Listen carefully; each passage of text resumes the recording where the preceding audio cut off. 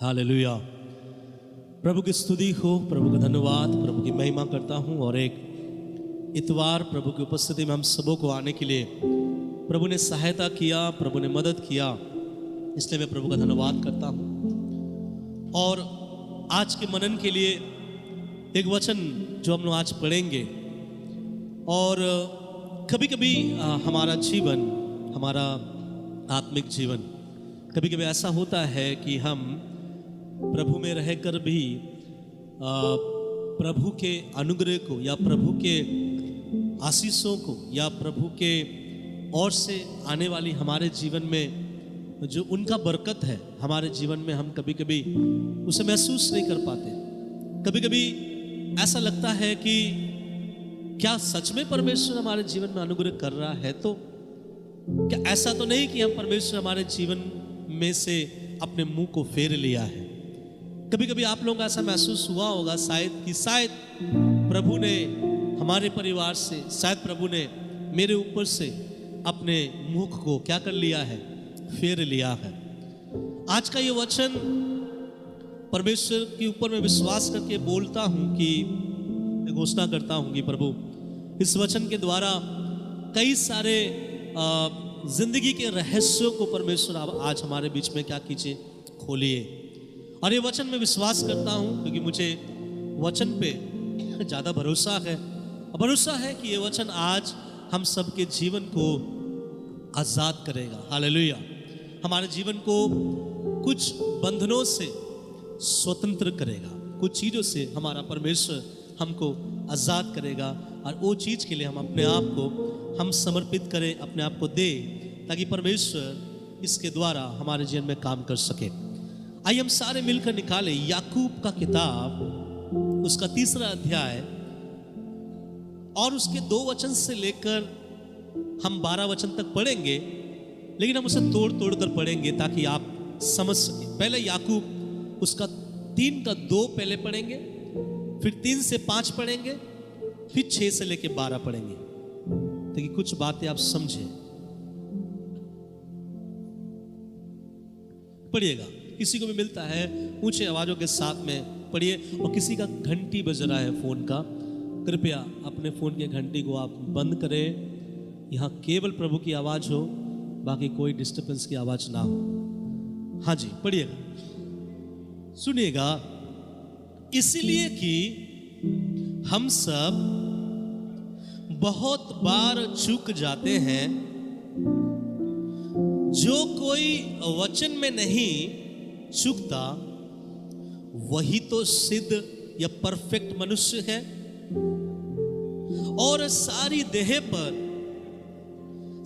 देह पर भी लगाम लगा सकता है। मैंने कहा कि याकूब 3 उसका 2 से 12 पढ़ेंगे, लेकिन उसे रुक रुक कर पढ़ेंगे। तो पहला जो 2 वचन पढ़े हैं, मैं पहले इसको आपके सामने मैं बता दूं, ध्यान से सुनिएगा। प्रभु का वचन कहता है, इसलिए कि हम सब बहुत बार चूक जाते हैं। क्या कर जाते हैं? चूक जाते हैं। चूक जाने का मतलब आप समझते हैं कि आपको एक चीज परमेश्वर ने करने के लिए दिया था, आपको एक टास्क दिया था, आपको परमेश्वर ने एक होमवर्क दिया था कि ये काम तू करके लाना या फिर ये काम तू कर लेना। लेकिन जब वो काम हम करने से चूक जाते हैं या फिर जब वो काम हम नहीं करते हैं, बाइबल कहता है बहुत बार हम चूक जाते हैं। और जब हम चूकते हैं हमारे जीवन में पाप प्रवेश करता है। जब तक कोई व्यक्ति परमेश्वर के वचन में नहीं चूकता, उसके जीवन में कभी भी पाप नहीं होता।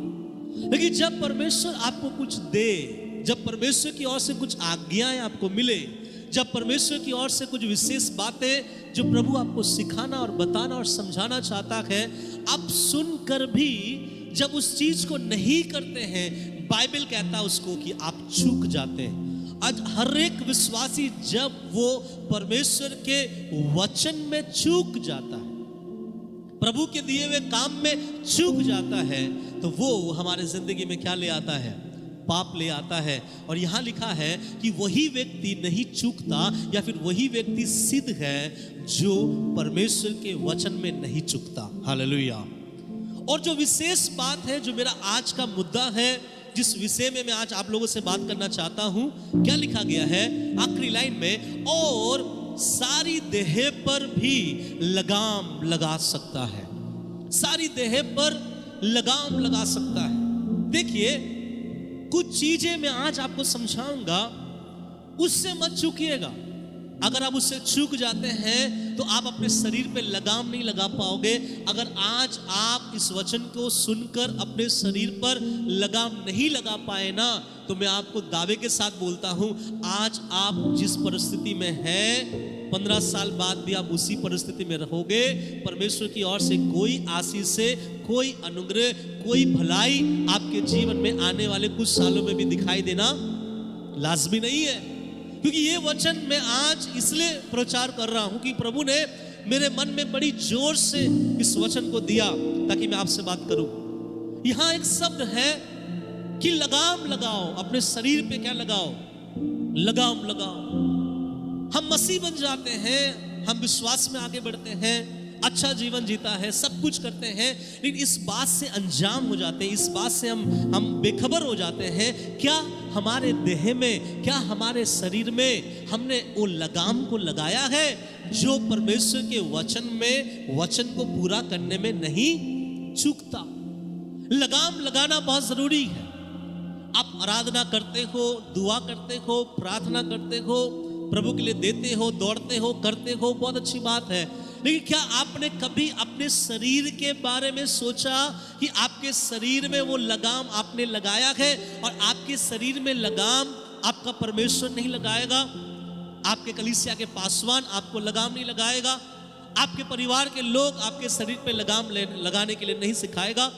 लेकिन परमेश्वर कहता है कि हर एक व्यक्ति के शरीर में लगाम लगाना बहुत क्या है? जरूरी है। तो आज अगर ये वचन आप सुन लिए, समझ लिए, अपने हृदय तक उतार लिए, मैं इस परमेश्वर के वचन के ऊपर दावा रखकर मैं बोलना चाहूंगा कि शायद आपके लिए, शायद नहीं, 100% आपके लिए वो रास्ताएं खुल जाएगी जो आज तक आपके जीवन में नहीं खुला था।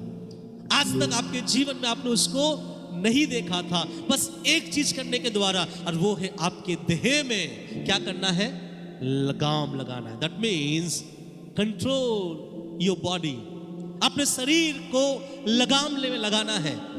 विशेष के बाद शरीर के लगाम का नहीं है, मैं आपको आगे जब समझाऊं तो आपको समझ में आएगा। तो शरीर में लगाम कैसे लगाना है, लगाम क्या काम करता है, याकूब समझा रहा है 3 से 5 वचन में। अब पढ़िएगा 3 से 5 वचन।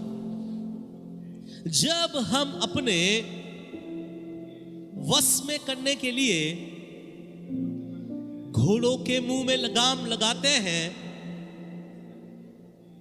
तो उसके मुंह पे लगाम लगाने के द्वारा हम घोड़ों के सारे शरीर पर क्या करते हैं? उसकी सारी देह को भी जिधर चाहे उधर घुमा सकते हैं। ये लगाम। दूसरा उदाहरण देता है 4 वचन।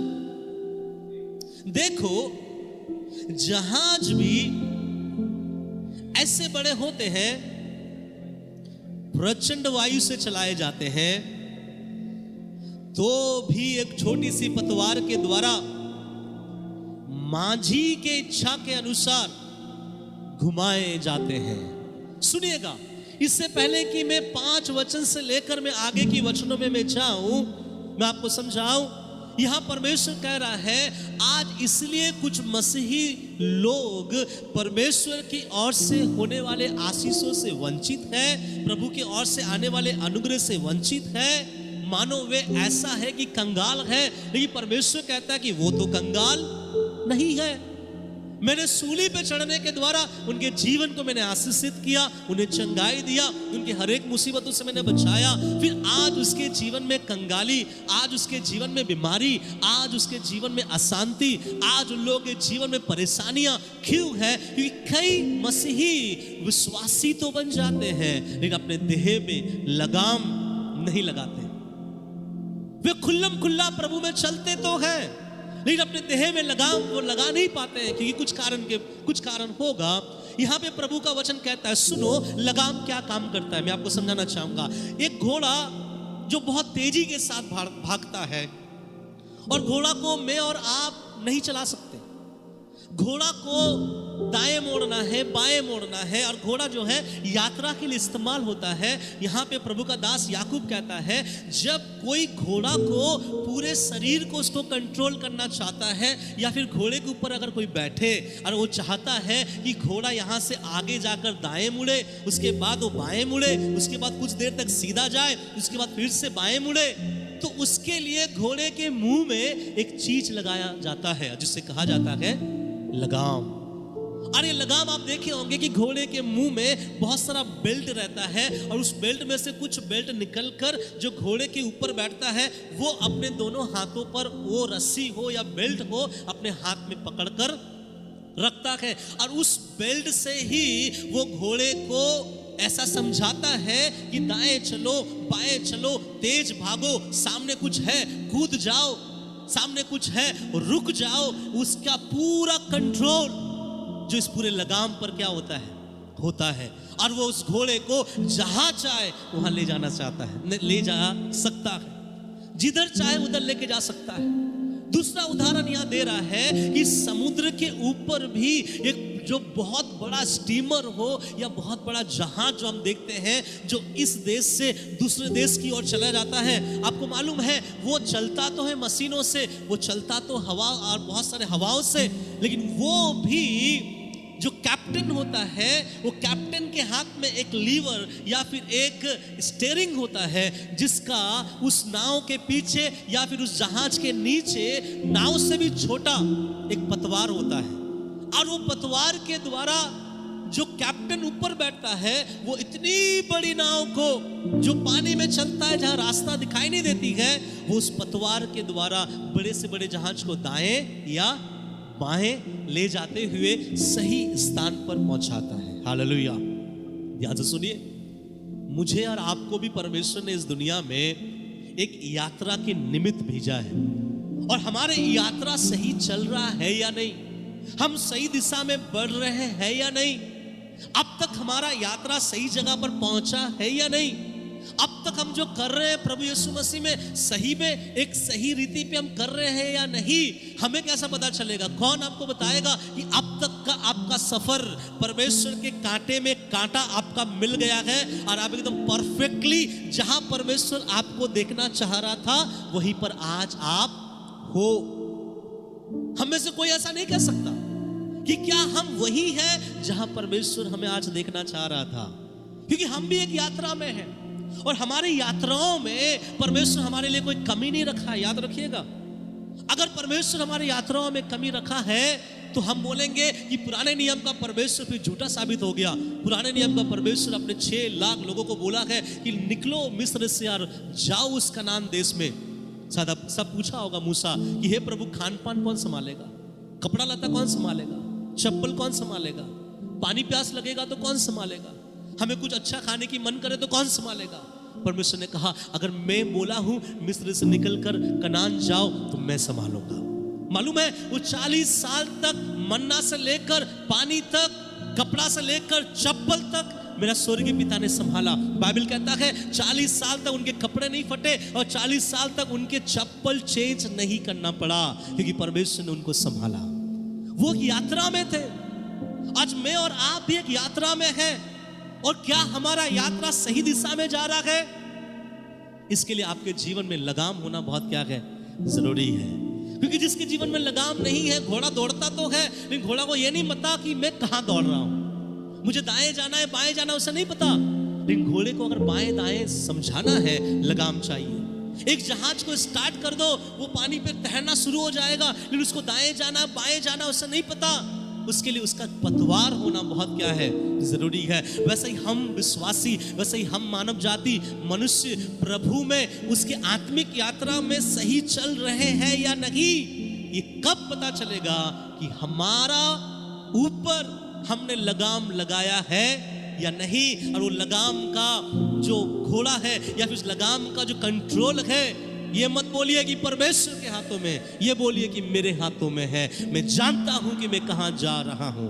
अब मैं आपको आगे समझाऊं तो आपको समझ में आएगा। अब पढ़िए उसके 5वें वचन से कि लगाम कहां लगाना है।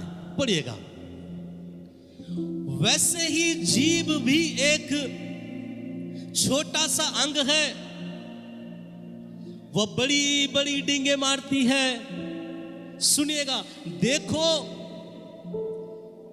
थोड़ी सी आग से कितने बड़े वन में आग लग जाती है।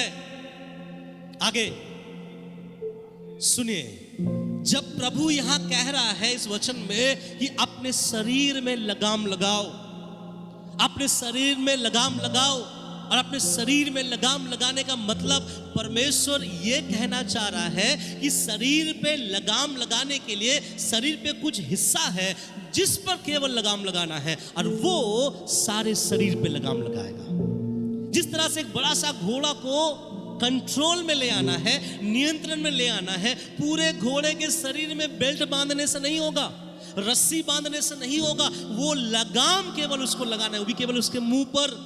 और वो उसके मुंह पर लगाम लगाने के द्वारा पूरा का पूरा कई कुंटल का शरीर एक लगाम से क्या हो जाता है, नियंत्रण में आ जाता है।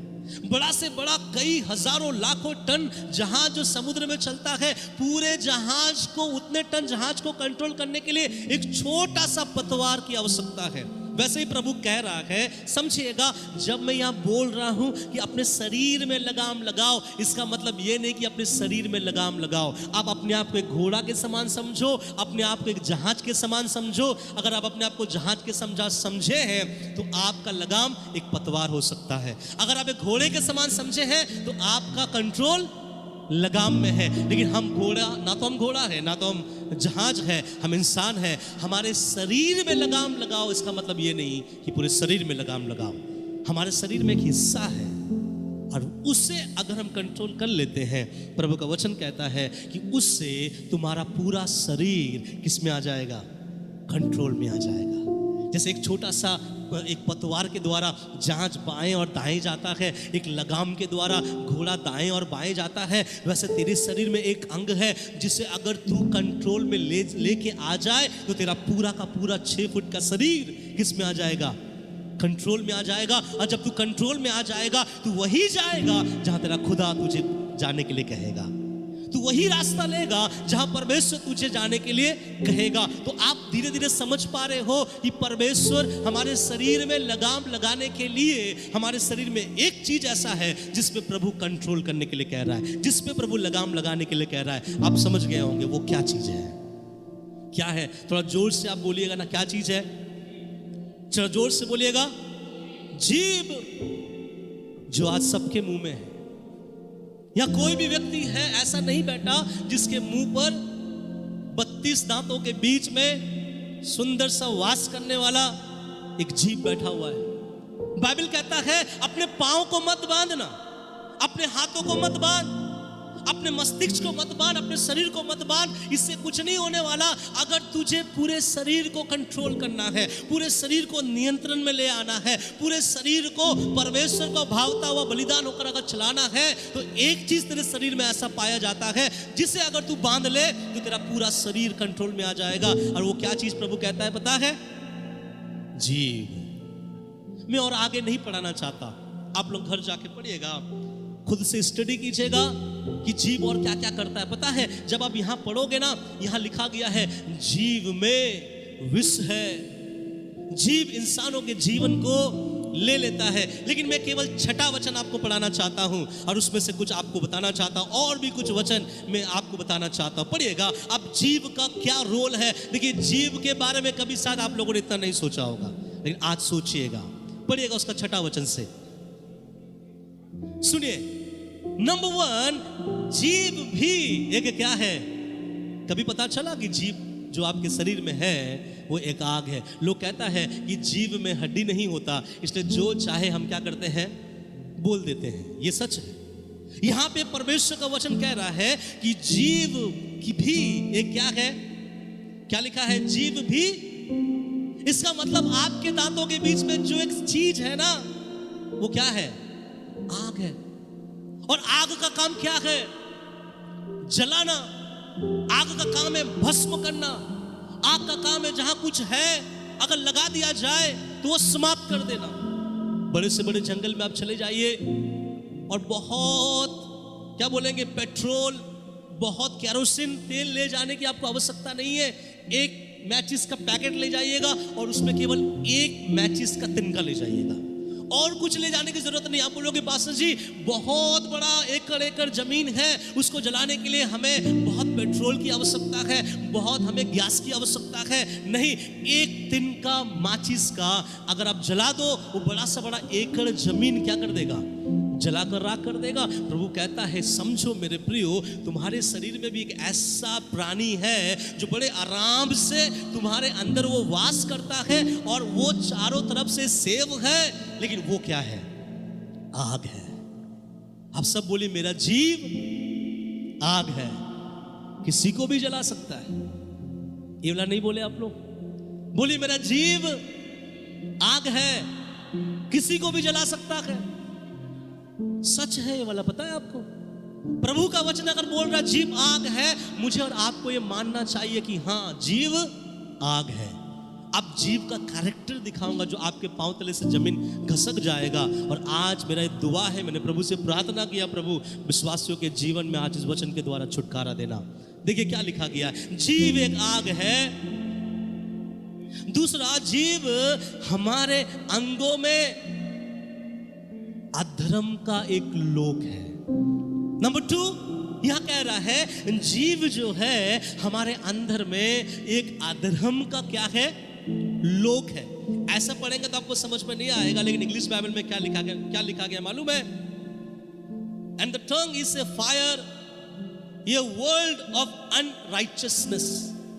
ये वर्ल्ड ऑफ अनराइचियसनेस का मतलब ये है कि तेरे शरीर में जो जीव है, पहला तो वो आग का काम करता है, वो किसी को भी जला के भस्म कर सकता है, किसी और को भी नहीं, अपने आप को भी आप जला के खत्म कर सकते हैं। दूसरा कहता है कि जीव जो है हमारे अंगों में अधर्म का एक लोक है। लोक का मतलब क्या मालूम है? हम लोग बोलते हैं ना 2 लोक है, पृथ्वी लोक और स्वर्ग लोक।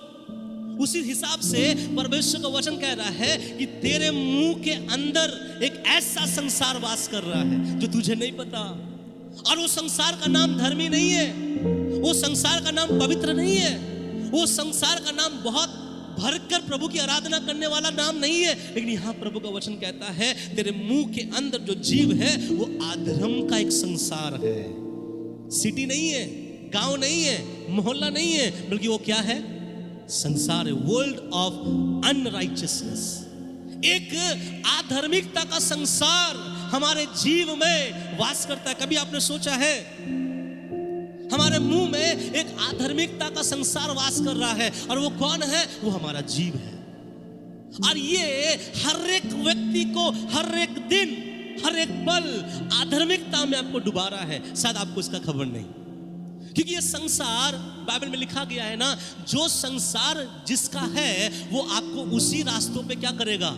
ले जाएगा। और हमारे अंदर ही अगर हमारा जीव अधर्म का एक संसार के रूप में 32 दांतों के बीच में बड़े शांत से बैठा हुआ है, बाइबल कहता है वो एक संसार है, और वो अच्छा संसार नहीं बल्कि वो अधर्म का संसार है। अभी आप बोलिए, दिल में तो यीशु है, मन में तो प्रभु के लिए प्रेम है, मन में आप प्रभु के लिए गीत गाते हैं, लेकिन उस मन के थोड़े इंच ऊपर जब हम आते हैं, प्रभु कहता है तेरे जीव में अधर्म का एक संसार वास करता है। और पता है ये जीव करता क्या है? ये जीव हमारे जीवन को, पूरे शरीर को लगाम से बाहर ले आता है। ये जीव हमारे शरीर को परमेश्वर के सामर्थी हाथों से बाहर ले आता है।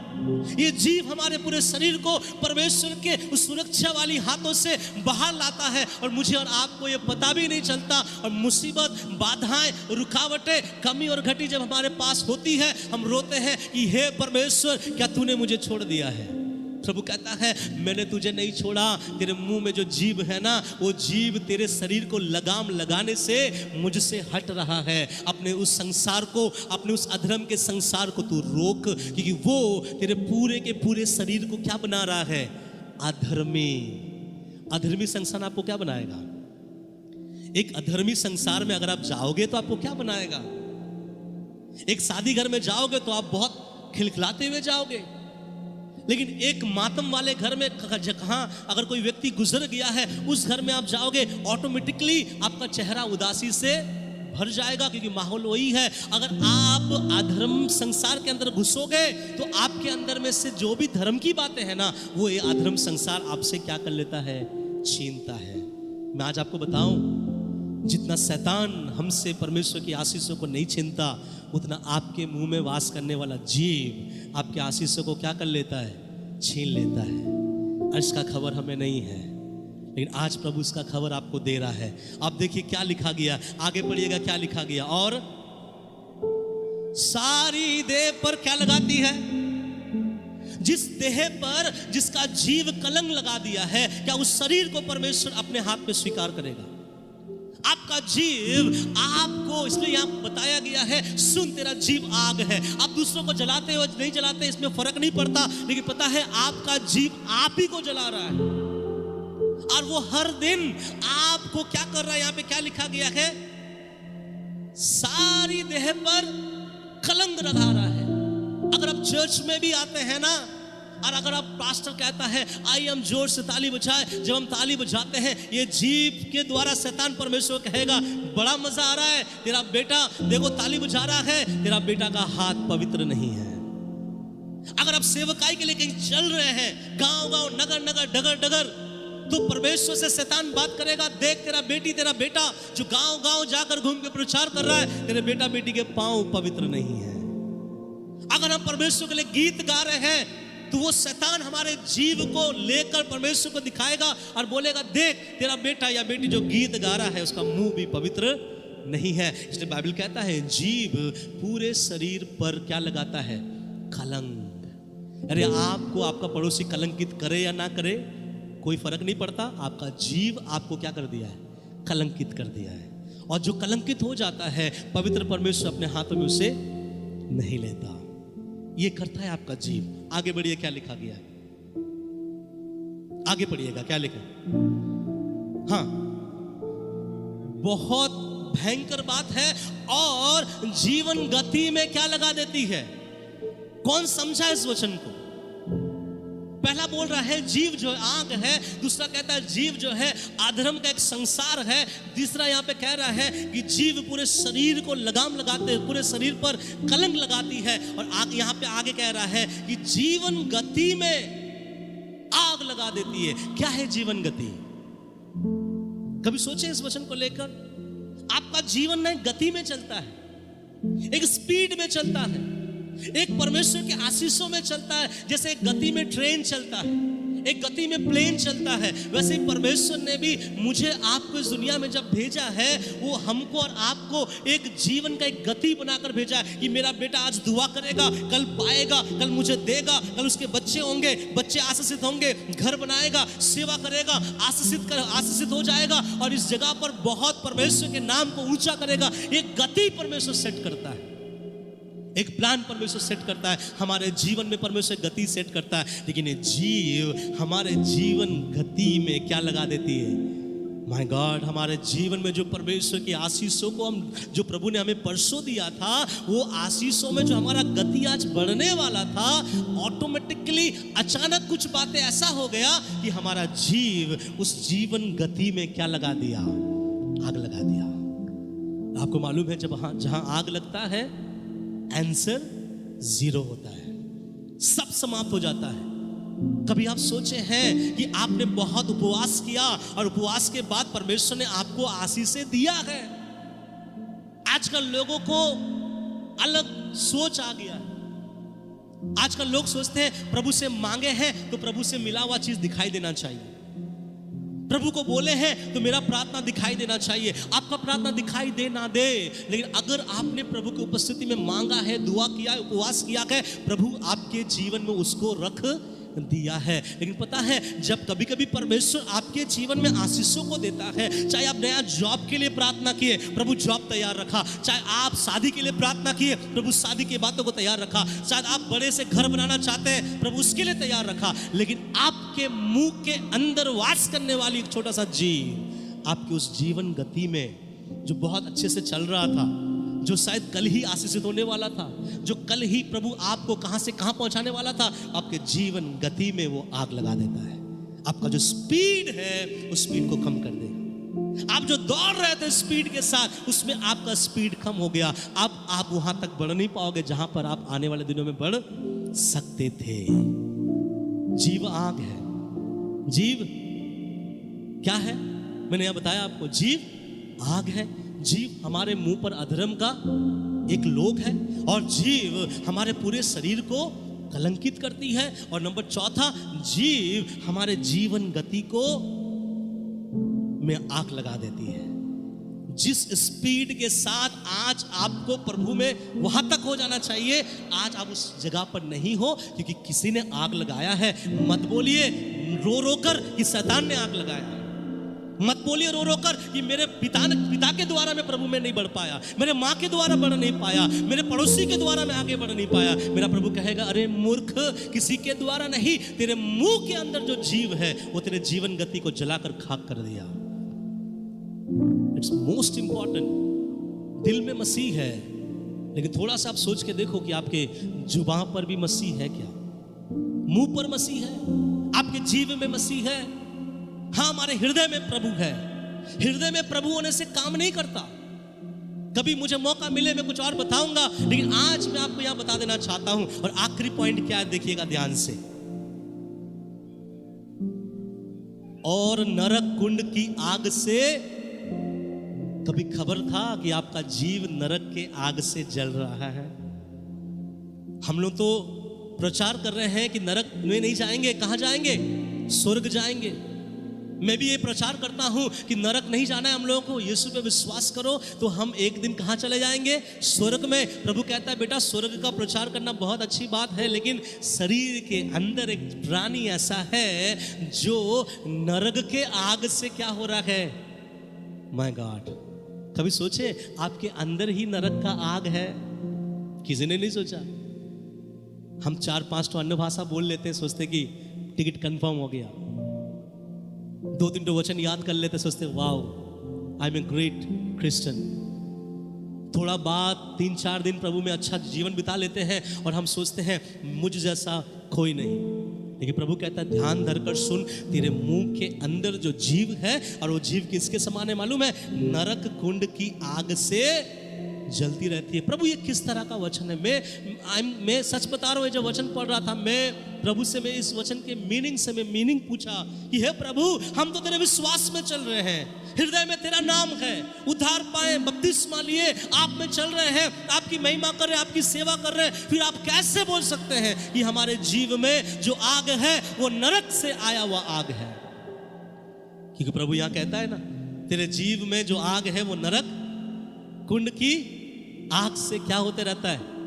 आप सोचिए, आपके जीव में जो आग है, अगर वो नरक के आग से अगर आपका जीव जलती रहती है, अगर आज मरोगे आप, तो वो आप कहां चले जाओगे? आज स्वर्ग तो नहीं जाओगे। जिसके जीव में नरक है उसका जीवन भी नरक में है, लेकिन जिसका जीव में स्वर्ग है उसका जीवन भी स्वर्ग में है। मैं आपको बताना ये चाहता हूं, पूरे शरीर को लगाम लगाने के लिए परमेश्वर नहीं कहता। आपके पूरे शरीर में एक ऐसा भयंकर जीव, ऐसा भयंकर एक हिस्सा है जिसके बारे में मैं और आप कभी सोचते नहीं। हर दिन सुबह उसे साफ करते हैं, उसे भली भांति रखते हैं, और वही चीज आपके जीवन को बर्बाद कर रहा है। और बाइबल कह रहा है, सुन, वो आग है और वो अधर्म का लोक है, और तुझ पर क्या करती है? खलंग लगाती है। और आगे जीवन गति में आग लगा देती है। और आखिरी में लिखा गया है, ये आग कुछ ऐसा वैसा आग नहीं है। ये आग कहां से आया हुआ है? Praise the Lord. कितने जन हाथ उठा के बोल सकता है कि मेरे जीव में जो आग है वो स्वर्ग का आग है? कॉन्फिडेंस नहीं है। मेरे जीव में जो आग है वो नरक का नहीं, वो स्वर्गीय आग है। हम कॉन्फिडेंसली बोलने के लिए हमारा दिल धकधका रहा है कि बेटा बेटी अगर हाथ उठाएगा तो सोच लेना परमेश्वर की उपस्थिति यहाँ पे है। आज कंफर्म हो जाओ कि आपके जीव में कौन सा आग है। हम सोचते हैं प्रभु प्रभु प्रभु महान, प्रभु तू बहुत अच्छा, हर संडे आराधना, हर मंडे प्रार्थना, हर मंगलवार प्रार्थना, शनिवार उपवास प्रार्थना, बहुत अच्छी बात है, हम चल तो रहे हैं प्रभु में, जब मैं वचन में पढ़ रहा था, प्रभु ने मेरे मन में एक बात प्रभु ने ढाला कि दिल में परमेश्वर लेकिन मुंह में परमेश्वर आया नहीं। अगर मुंह में परमेश्वर नहीं आया तो परमेश्वर की उपस्थिति में मैं और आप कैसे जाएंगे? लिखा गया उसका जीव में जो आग जल रहा है वो आग कहां से आ रहा है? नरक से। तो आज समझ गए आप लोग, जो पूरा का पूरा प्रचार है ना वो जीव के ऊपर है। और मैं प्रचार करते समय आप प्रार्थना में बैठो कि आपका जीव आज कहां पर आपको ले जा रहा है। आप कहते हो कि मैं विश्वासी हूं, आप कहते हो मैं उपवास लेता हूं, आप कहते हो मेरा जीवन प्रभु में सही है, लेकिन मैं ये नहीं कहता कि आपका जीवन खराब है। मैं ये कहता हूं इस वचन के सामने अपने शरीर को ऐसा ले आए और आईने के रूप में देखे, क्या ये वचन आपसे कुछ बातें कर रहा है?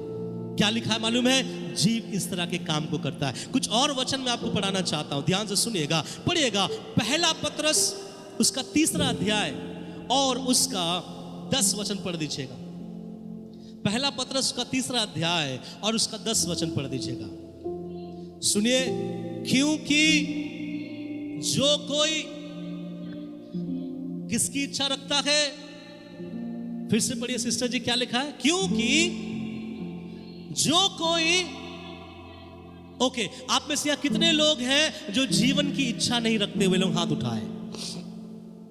कितने लोग हैं जो जीवन की इच्छा नहीं रखते? कितने लोग हैं प्रार्थना, प्रभु मेरा खटिया टूट जाए, प्रभु मेरा गाड़ी खराब हो जाए, प्रभु मेरा घर गिर जाए, प्रभु मेरे बच्चे बर्बाद हो जाए, मेरा जिंदगी तबाह हो जाए। ऐसे हम में से कौन है? एक भी नहीं। हर व्यक्ति का अंदर ये सपना है मेरा जीवन क्या हो? अच्छा हो। सबका इच्छा है ना जीवन अच्छा होने के लिए, या आप लोगों की इच्छा है कि सब कुछ बर्बाद हो जाए? चलिए, ये हमारे लिए प्रभु का वचन है। जो कोई जीवन की इच्छा रखता है, जिस हिस्से पढ़िएगा आगे क्या लिखा है, और अच्छे दिन देखना चाहता है। कौन सा दिन?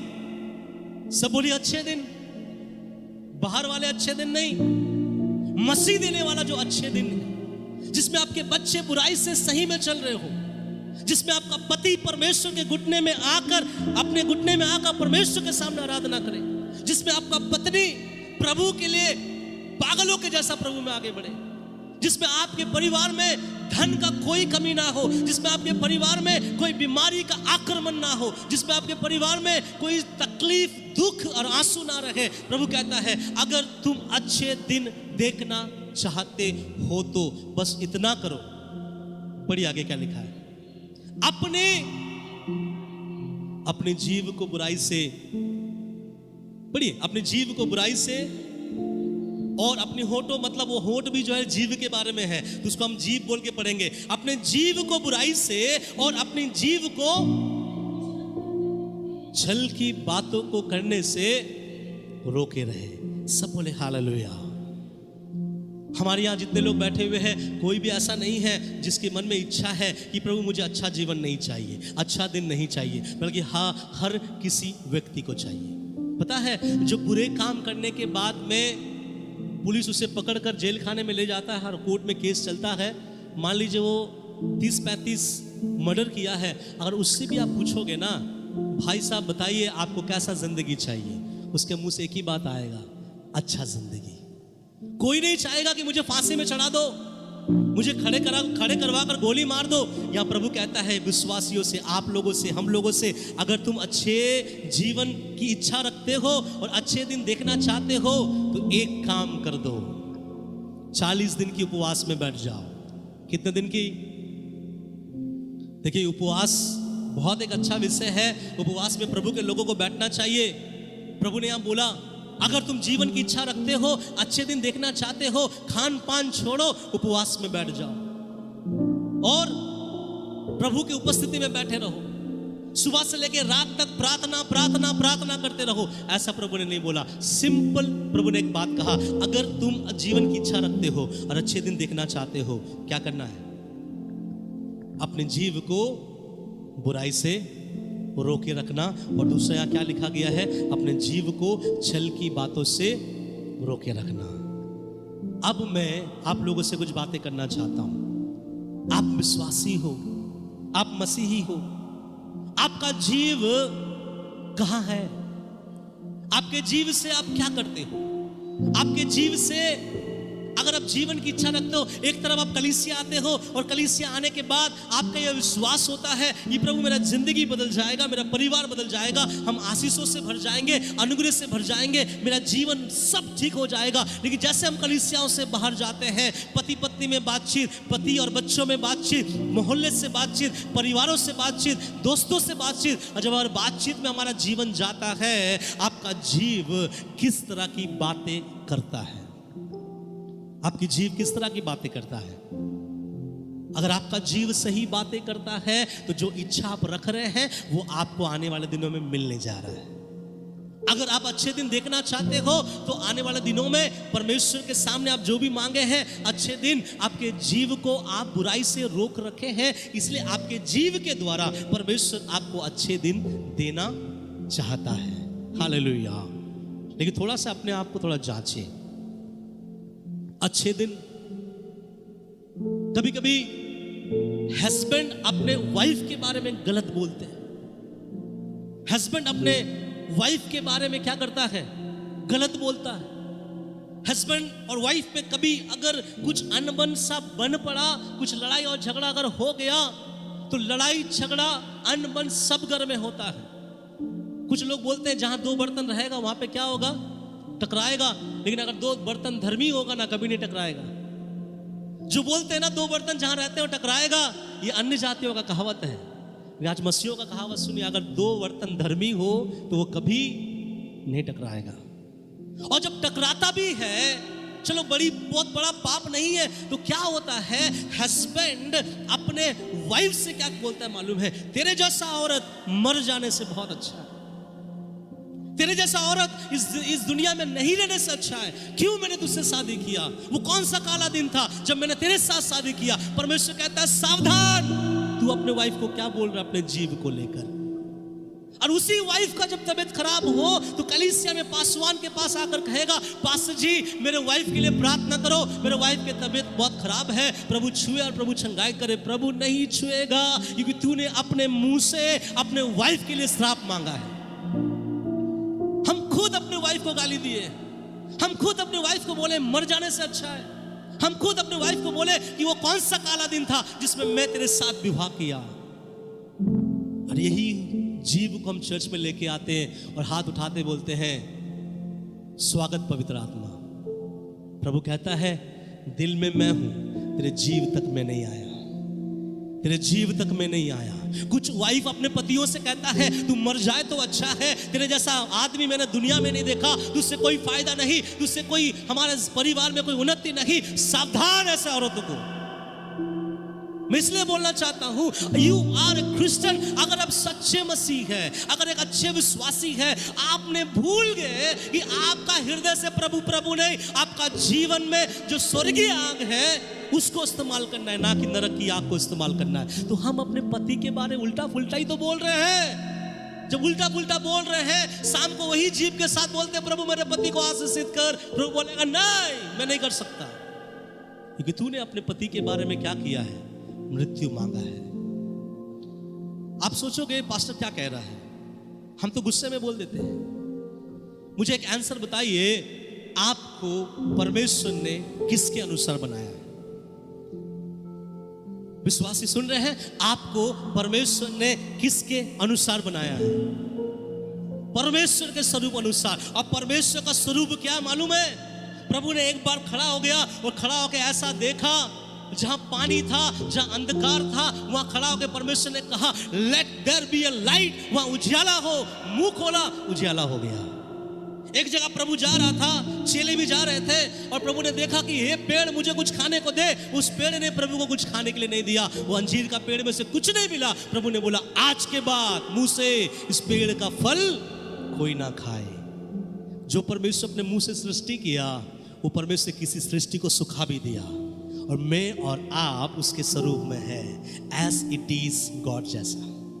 ये हम परमेश्वर की सृष्टि में, किसी किसी को लगता है, आप लोग अपने बच्चों को कभी कभी गधा बोल देते हैं, कभी कभी आप अपने बच्चों को शैतान बोल देते हैं, कभी कभी आप अपने बच्चों को बोलते हैं मर जाओ जाके, कभी कभी आप अपने पड़ोसी से बोलते हैं ये मर जाने से अच्छा है, ये लोग खत्म क्यों नहीं होता है। इस तरह की अनैतिकता की बातें, पता है उसको मार रहा है या नहीं मार रहा वो बात की बात है, लेकिन आपको पक्का नरक ले जाने के लिए क्या कर रहा है, तैयार कर रहा है। ये मैं मेरे मन से नहीं कहता, याकूब का किताब कहता है कि तेरे मुंह में अधर्म का एक लोग वास करता है जो जीवन गति में आग लगा देता है। आपका जीव अच्छा नहीं अगर है तो परमेश्वर की कोई आशीष से आप प्राप्त नहीं कर पाओगे।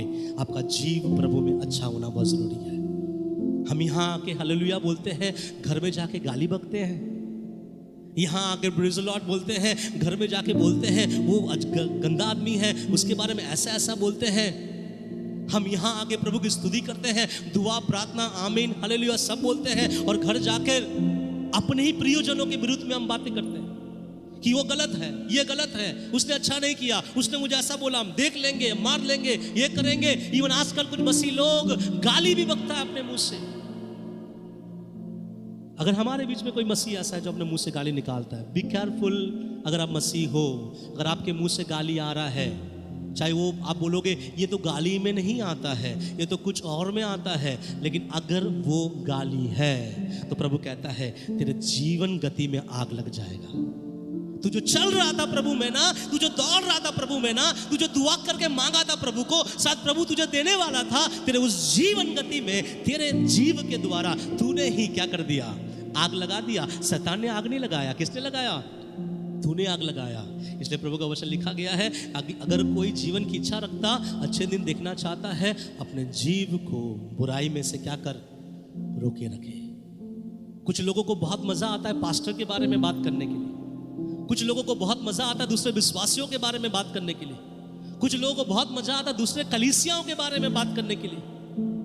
लेकिन मैं आपको बताऊं, आज से अपने जीवन में एक लगाम लेके आ जाओ कि प्रभु ये जीव को, आज के बाद हम लोगों ने सोचा नहीं था कि ये जीव मुझे नरक ले जाएगा, लेकिन आज के बाद मैं जीव खोलूंगा ही नहीं। अगर खोलूंगा तो तेरी महिमा के लिए खोलूंगा। अगर मैं जीव से कुछ बोलूंगा तो सटीक सोच समझ कर मैं बोलूंगा। बाइबल कहता है बुद्धिमान व्यक्ति बड़ा सोच समझकर क्या करता है, बात करता है। क्यों पता है, ये बुद्धिमान व्यक्ति को मालूम है अगर मैं गलत बोल दूं जीव के द्वारा मेरा जिंदगी क्या हो जाएगा, नष्ट हो जाएगा। तो बाइबल कहता है जीवन की इच्छा रखते हो तो अपने जीव को क्या करो, अपने जीव को बुराई से रोके रखो। जो लोग बुराई की बातें कर रहे हैं उसे करने दो, हम और आप उस बुराई की बातें ना करें। कभी कभी हम पार्टी पॉलिटिक्स की बातें करते हैं ना, और पार्टी पॉलिटिक्स की बातें करते करते इतना तक हमारा जीवन क्रूर हो जाता है, हम गाली तक बक देते हैं अपने सरकार को। हम बोलते हैं वो व्यक्ति नष्ट हो जाए, वो बहुत पैसा खा रहा है, वो ऐसा है। आपका नष्ट उस तक पहुंचा है या नहीं पहुंचा नहीं पता, लेकिन आपके जीवन को नष्ट के कगार पे लेके आ गया। क्योंकि हम बाहर वाले लोग नहीं हैं। एक बात सोच कर रखिएगा, हम जो यहाँ अंदर बैठे हैं, ये अंदर वाले लोगों के लिए मैसेज है, ये मैसेज बाहर वाले लोगों के लिए है ही नहीं, और लोग समझेगा भी नहीं। लेकिन आप लोगों के लिए, अगर आप अपना जीवन अच्छे दिन देखना चाहते हो। कुछ लोगों के जीवन से दरिद्रता खत्म नहीं हो रहा है, कुछ लोगों के जीवन से पैसों की कमी घटी दूर नहीं हो रहा है, कुछ लोगों के जीवन से हर साल कमी घटी बढ़ता चला जा रहा है। क्यों पता है, ऐसा नहीं है कि कुछ लोग दुआ नहीं कर रहे हैं, बहुत दुआ कर रहे हैं, उपवास रख रहे हैं, प्रार्थना कर रहे हैं, सोच रहे हैं कि प्रभु कहाँ गड़बड़ है। आज मैं बताता हूं गड़बड़ यहां है कि आपका मुंह अशुद्ध है, आपका जीव अशुद्ध है। अपने बच्चों के लिए जब इस्तेमाल करते हैं आपका जीव अशुद्ध है। मैं और मेरी वाइफ बात करते समय मैं मेरी वाइफ को एक बात बोलता हूँ, कभी भी अपने बच्चों को गुस्से में पढ़ाई लिखाई ना करे तो कभी मत कहना कि तू तो गधा है, मत बोलना। तेरे बच्चे, हम लोग आपस में बोलते हैं कि देखो हमारे बच्चे कहीं भी कितने भी बदमाशी क्यों ना करे, कभी भी अपने मुंह से मत बोलना, तू शैतान जैसा काम करता है। क्योंकि आप जब बातों को बोलोगे, परमेश्वर कहेगा तू जो है ना मेरे स्वरूप में बनाया गया है, मैं तुझको मेरे जैसा बनाया है, मैं बोलता हूं जैसा हो जाता है, जैसा तू भी बोलेगा हो जाएगा, और हो जाता है। कईयों के परिवार आज तबाह हो गए। क्यों पता है, कि उसका जीव अच्छा नहीं है। चर्च में बहुत अच्छा है लेकिन जीव अच्छा नहीं है। अपने जीव के ऊपर लगाम लगाइए। कुछ और वचन में हम जाएंगे, नीति वचन उसका 10 का 19 में आ जाइए जल्दी से। नीति वचन उसका 10 का 19। देखिए उसमें क्या लिखा गया है, परमेश्वर का वचन क्या कहता है। सुनिए, जहां बहुत बातें होती है वहां अपराध भी होता है। और आगे, परंतु जो अपने मुंह को बंद रखता है, क्या काम करता है? यहां बोल रहे हैं ना, जहां बहुत बातें होती है वहां अपराध भी होता है। तो बातें करने के लिए मुंह से ज्यादा जीव की आवश्यकता है। सुनिए ध्यान से, कभी कभी हम बहुत बातें करते हैं, और जब हम बोलते हैं ना बहुत बातें करते हैं, ज्यादातर बहुत बातें कौन लोग करता है? बहुत बातें कौन लोग करता है? लेडीजों में बहुत ज्यादा बात होता है ना। लेडीज लोग बहुत ज्यादा क्या करते हैं? बात करते हैं। लेकिन आजकल जेंट्स भी कम नहीं है, जेंट्स लोग भी बहुत बात करते हैं। आपके बहुत बात करने के पीछे एक कारण होना चाहिए, क्योंकि मैं भी यहाँ पे तो बात ही ना कर रहा हूँ, और मैं इतना सारा बात कर रहा हूँ। तो इस वचन के अनुसार बाइबल कहता है जहां बहुत बातें होती है वहां अपराध होता है। याद रखिएगा, आपके बहुत बोलने के द्वारा क्या हो जाता है? अपराध। क्यों अपराध होता है पता है? मैं आपको बताना चाहूं, जब आप लेडीज लोग आपस में बैठ के बात करते हैं, जब आप जेंट्स लोग आपस में बैठ के बात करते हैं, आप परमेश्वर के व्यक्ति हैं। किसके व्यक्ति हैं? परमेश्वर के व्यक्ति है। और जब आप आपस में बातें करते करते करते करते बहुत अधिक बात होने के बाद क्या होता है मालूम है? बात करने का जो टॉपिक आपके थैली में आप घर से लेके आए थे, वो पूरा का पूरा टॉपिक आपने क्या कर दिया? खत्म कर दिया। आपने घर से सोच के ले आए होंगे कि मैं बीच के बारे में बात करूंगा, मैं यीशु के बारे में बात करूंगा, मैं आगमन के बारे में बात करूंगा, और ये सब टॉपिक में बात करते करते, प्रभु के बारे में बात करते करते ये टॉपिक खत्म हो गया। अब किसके बारे में बात करूंगा? चलिए, आप पीले साड़ी वाले के बारे में बात करेंगे, आज उस पड़ोसी के बारे में बात करेंगे, आज वो सिस्टर जो सबसे पीछे में आके बैठती है उसके बारे में बात करेंगे, आज वो सिस्टर जो ऊंची आवाज के साथ गाती है उसके बारे में बात करेंगे। और जब हम बहुत बातें करते हैं, बहुत बहुत बहुत, जहां बहुत बातें होती है वहां अपराध भी होता है। क्यों अपराध होता है? ये प्रभु कहता है तेरा जितना तू बात करेगा उतना जल्दी तू नरक जाएगा। तो प्रभु हम क्या करें? आंसर क्या है आपके पास? आप क्या करोगे? इट्स बेटर कि अपना मुंह बंद रखो। प्रभु ये नहीं कह रहा कि बात नहीं करना। हम लोग बात करते हैं, hello brother, praise the Lord, कैसे हैं, सब ठीक ठाक? हाँ ठीक ठाक। और बहुत अच्छी तरह से हम लोग बात करते हैं, मेरा प्रभु आने वाला है, वो जिंदा है, वो आएगा। आप कैसे, आपका आत्मिक जीवन बढ़ रहा है, ऐसे बढ़ रहा है, आपका मिनिस्ट्री कैसे चल रहा है? बहुत अच्छा चल रहा है। ऐसा करते करते करते करते करते कुछ लोग ये भी पूछ लेता है, केरला स्टोरी देखा? हम भी बोलते हैं नहीं, हमने नहीं देखा। फिर वो कहता है कश्मीर फाइल्स देखा? हम बोलते हैं हाँ वो देखा, सच में वो सीन जो था ना बहुत खराब था। आपका जीवन क्या हो रहा है? नष्ट हो रहा है।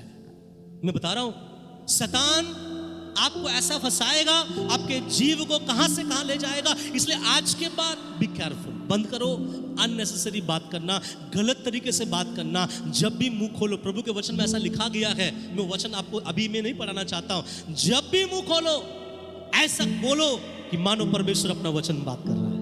लिखा है प्रभु के वचन में, जब भी बात करो ऐसा करो, ऐसा बोलो कि मानो परमेश्वर अपने लोगों से बात कर रहा है। अननेसेसरी बात नहीं, गलत बात जहां पे होगा, आपका जीव आपको नरक के लिए तैयार कर रहा है। प्रभु जो आशीषों को बांध के रखा है वो आप तक पहुंच ही नहीं पा रहा है। शैतान ने नहीं रोका, आपके जीव ने आपके मुंह को, आपके पूरे शरीर के लगाम से आपको हटा दिया है। अनाप शनाप जिसको जैसा मुंह पे आया बोल दिया, कुछ नहीं सोचा कि सामने वाला क्या सोचेगा। भाई से, माँ से, पिता से, लोगों से, यहां से वहां से, जो मुंह में आया बोल दिया। अरे मूर्ख, अपने मुंह में हाथ रखकर सोच, तू विश्वासी है। मैं एक दिन सुबह मॉर्निंग वॉक करते समय में कामनी, मेरी वाइफ से एक बात मैंने किया। मैं बोला, कामनी, विश्वासियों का कलीसिया में स्तर सबका अलग अलग है। तो हम लोग जब भी मॉर्निंग वॉक में जाते हैं, हम लोग प्रभु के बारे में चर्चा करते करते करते करते जाते हैं, और प्रभु की चर्चा करते करते मिनिस्ट्री के बारे में, सेवकाई के बारे में करते करते हम लोग घर आते हैं। तो मैंने बोला, उसको समझाया ऐसे कि अगर एक बैंक है, एक बैंक में सबसे पहले सुबह कौन आ जाएगा? चलो पियोन आ जाएगा, वो झाड़ू मारेगा, सब कुछ वहां स्वीपर लोग जो आएगा वो झाड़ू मारेगा, और झाड़ू मारने के बाद वहां रहेगा। जब मैला होगा फिर से झाड़ू मारेगा, और शाम को और एक बार झाड़ू मारकर शायद 4 बजे उसका ड्यूटी समाप्त हो जाएगा। शायद 10,000 उसको पेमेंट होगा, लेकिन उसी बैंक में एक और व्यक्ति काम कर रहा है जिसका नाम है मैनेजर। वो सुबह आएगा, जब ये चपरासी या फिर ये स्वीपर अपने घर में जाके सोता होगा, ये मैनेजर रात के 11 बजे तक कंप्यूटर में क्या कर रहा है, सारा हिसाब कर रहा है। और उसको अगर पूछा जाए कि भैया जी आपके यहाँ के स्वीपर तो घर चले गए, आप क्यों नहीं घर गए, वो क्या कहेगा पता है, उसका ऊपर रखा हुआ पोजीशन अलग है, मेरे ऊपर रखा हुआ पोजीशन अलग है। ये विश्वासी क्यों नहीं समझता? बाहर के लोग अलग है, पता है, आप अलग हो, आपके मालिक अलग है, आप अलग है। अगर आप समझते कि आपके ऊपर परमेश्वर ने एक ओहदा रखा है, तो वो ओहदे के हिसाब से आपको और मुझे क्या करना चाहिए, काम करना चाहिए। इसलिए याद रखिएगा, जहां बहुत बातें होती है वहां पर, मैं आज एक बात आपसे बता देना चाहता हूं, मुझे बहुत ज्यादा बातें करना दिल से पसंद है। मुझे अधिक बात करके अपने आप को पाप में नहीं गिराना है। इसलिए आज प्रभु से एक वायदा करें, प्रभु मैं अगर मुंह खोलूं तो तेरे जैसा खोलूं जहां सृष्टि हो, जहां जीवन बदले। मेरे बच्चों के लिए जब भी मुंह खोलूं तो भलाई के लिए बोलूं।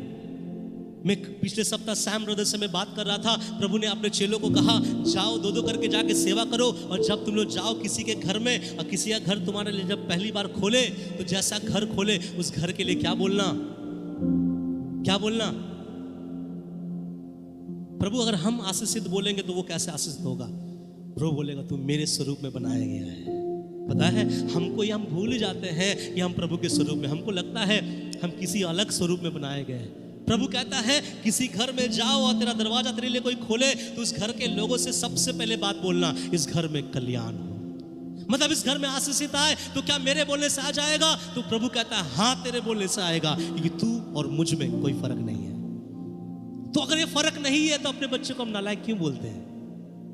अपने पति को शैतान क्यों बोलते हैं? अपने पत्नी को शैतान क्यों बोलते हैं? कुछ कुछ लोग अपने काम को भी शैतान बोलता है कि शैतान ने क्या काम दे दिया पता नहीं, आराधना में बैठ नहीं पा रहा। मैं किसी दिन काम के बारे में प्रभु मौका दे तो प्रचार करूंगा। हम लोग बोलते कौन सा जॉब मिल गया है, हम आराधना नहीं कर पा रहे हैं, प्रभु की उपस्थिति में सही से नहीं जा पा रहे हैं, शैतान ने हमको कौन सा काम दे दिया? शैतान काम दिया आपको आगे बढ़ाने के लिए? कौन काम दिया? परमेश्वर दिया। लेकिन उस काम से प्रभु के लिए समय निकालना आपका जिम्मेवारी है। कुछ लोग बोलते शैतान ने हमको कौन सा काम दे दिया और हम प्रभु से दूर हो जा रहे हैं। अगर इतना ही प्रभु से दूर होने का फिक्र है तो रविवार अपने मालिक से बात कर कि मैं प्रभु के पास जाऊंगा, मुझे छुट्टी दे। मालिक ज़्यादा से ज़्यादा क्या बोलेगा? तेरा पेमेंट कटेगा। आप बोलेगा 2 पेमेंट काट लो, मैं प्रभु के पास जा रहा हूँ। तो इससे ज़्यादा आपका मालिक क्या करेगा? इसलिए बाइबल का वचन कहता है एक दूसरे को देखकर बोलिए कि जहाँ बहुत बात होता है वहाँ अपराध भी होता है। बोलिए ना, जहाँ बहुत बात होता है वहाँ अपराध भी होता है। इसलिए आज के बाद ना थोड़ा लगाम लगाओ अपने बातचीत में, थोड़ा लगाम लगाओ, पॉलिटिकल बातें काटो। मैं पता है कोई मुझे पूछता है कि पास्टर जी न्यूज़ में क्या हुआ, देखे नहीं? मैं उनको यही जवाब देता नहीं देखे, लेकिन मेरे अंदर में जवाब है भैया मैं न्यूज़ देखना मुझे पसंद है ही नहीं, क्योंकि न्यूज़ डराता है। मेरा परमेश्वर का वचन अगर पढ़ेंगे ना जीवन देता है। न्यूज़ देखोगे आपको क्या मिलेगा? बम गिर रहा है, और बम अगर नाकासाकी में भी गिरे ना आपका दिल धड़कना शुरू हो जाएगा। पाकिस्तान में ऐसा हो रहा है, यहाँ ऐसा हो रहा है, वहां पे ऐसा हो रहा है। ये इसके छोड़कर और भी कुछ भी चीज, अच्छा चीज आपको न्यूज़ में मिलेगा नहीं। आप मेरे घर में आके देखिए, हम लोग कभी न्यूज़ नहीं देखते, बहुत कम। मैं तो नहीं लगाता, घर में कोई है थोड़ा न्यूज़ प्रेमी, वो लोग लगा लेते हैं। मैं कभी भी अपने घर में न्यूज़ नहीं लगाता, क्योंकि मुझे न्यूज़ देखना पसंद नहीं है। और जो मेरे प्लेट में ढाला जा रहा है वो अच्छा चावल है किसको पता है? ये भी आपके मन में होना चाहिए। चलिए, जहां बहुत बातें होती हैं वहां पे बहुत पाप भी होता है। और पढ़ेंगे नीति वचन 21 का 23, जल्दी से निकालिए। नीति वचन 21 अध्याय और उसका 23 वचन सुनिए। जो अपने मुंह को अर्थात जो अपने जीव को वश में रखता है वो अपने प्राण को विपत्तियों से बचाता है। हालेलुया। भैया अगर मेरा हाथ गड़बड़ा रहा है तो मैं हाथ को बांध सकता हूँ, पाँव गड़बड़ा रहा है तो पाँव को बांध सकता हूँ। आप बताइए, आपका जीव अगर गड़बड़ा रहा है तो जीव को वश में कैसे लाएंगे? रस्सी वस्सी बांध के रखोगे क्या? जीव को कैसे रखेंगे? रस्सी बांध कर। एक आइडिया है अपने जीव को वश में लाने के लिए, मजाक है, अपनाना तो अपना लीजिएगा। जिस दिन आपका जीव आपके वश में ना रहे, किचन जाइएगा, हरा मिर्च तोड़िएगा, 5-6 तो क्या कर लीजिएगा, घस लीजिएगा, और जीव को बोलना ये जीव तू क्या कर, वश में रहे। लेकिन जीव गलती की आपके आंखों से आंसू आएगा। ठीक है, मैं बोलना ही चाहता हूं, प्रभु का वचन क्या कह रहा मालूम है, जीव को अपने वश में रखना। कभी कभी कुछ व्यक्ति क्या बोल रहा है, कहाँ जा रहा है, क्या बातें कर रहा है, वो परमेश्वर के बारे क्या बोल रहा है, वो विश्वास के बारे क्या बोल रहा है, उसका कोई पता नहीं, उसका कोई ठिकाना नहीं कि वो क्या बोलेगा। मैं जो भी बोलूंगा ना, पहले मैं यहाँ प्रिपेयर किया, उसके बाद मैं बोल रहा हूं आपसे, अनाप शनाप नहीं। तो प्रभु का वचन कह रहा है अपने जीव को क्या रख, वश में रख। जो अपने जीव को वश में रख लिया, वो क्या करता है, अपने प्राणों को विपत्ति से बचाता है। पता है आपके जीवन में, आपके परिवार में विपत्ति क्यों आ रहा है? क्यों विपत्ति में विपत्ति, क्यों परेशानी में परेशानी, क्यों तकलीफों के ऊपर तकलीफ है? इसका एक रीजन है कि आप अपने मुंह को वश में नहीं रखे। और मुंह को वश में रखने का मतलब क्या है? आपका वो जलता हुआ जीव जो आपके शरीर में कलंक लगाता है, जो जीवन गति में आग लगा देता है, और जिसका आग कहां से आया है, नरक कुंड से आया है। बाइबल कहता है अपने मुंह को किस में रख, वश में रख। मत्ती का किताब उसका 15 अध्याय में हम आ जाएं, और उसका 15 अध्याय का 11 वचन में हम निकाल के पढ़ेंगे। मत्ती जो सुसमाचार 15 अध्याय उसका 11 वचन पढ़िए, उसमें क्या लिखा गया। इसके बाद एक और वचन पढ़ेंगे और समाप्त करेंगे। मत्ती जो सुसमाचार 15 अध्याय उसका 11 वचन। जो मुंह में जाता है वो मनुष्य को क्या नहीं करता, सब बोलिए ना, जो मुंह में जाता है वो मनुष्य को नहीं करता। कुछ लोग बोलते हैं ये मत खाना तुझे अशुद्ध करेगा, कुछ बोलते हैं वो खाएगा तो खुदा बात नहीं करता, कुछ कहता है कि ये नहीं खाना चाहिए, कुछ कहता है कि वो नहीं खाना चाहिए। और हम सोचते हैं कि ये खाने से परमेश्वर दूर हो जाएगा, ये खाने से परमेश्वर पास आ जाएगा। कुछ अन्य जाति कहते हैं कि क्रिश्चियन अगर आप बन गए, आपको गाय का मांस क्या करना पड़ेगा, खाना पड़ेगा, और गाय का मांस नहीं खाओगे तो आपका जीवन नहीं बदलेगा। आप लोग इतने सालों से इस कलीसिया में आ रहे हैं, मैंने कब आपको गाय का मांस काट के दिया? फिर कुछ लोग बोलते हैं कि मसीह बना तो क्या खाना चाहिए? मालूम है परमेश्वर का वचन कहता है जो अधिक मांस खाता है उसके संगति में मत रहना। लिखा है बाइबल में, नीति वचन में, जो बहुत ज्यादा मीट खाता है उसके संगति में मत रहना। और बहुत ज्यादा मीट कौन खाते मालूम है?